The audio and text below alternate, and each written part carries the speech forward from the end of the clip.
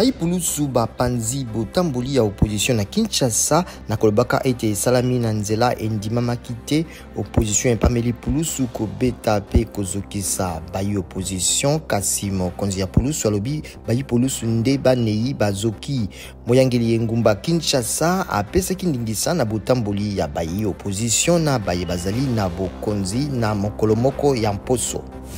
Volcan Nyiragongo ebwaki moto pe potopoto na nord-ouest na yango kasi na Goma te.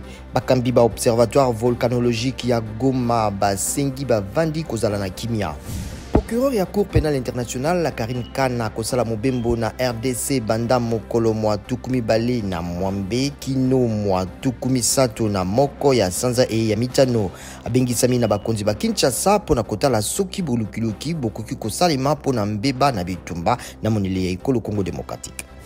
Poso mibale sima na mpela ekasi pona kale na Sud Kivu ocha elobi bulukiluki bozali kokoba batokoleka nkoto mitano na ndambo babungaki kolanda ocha.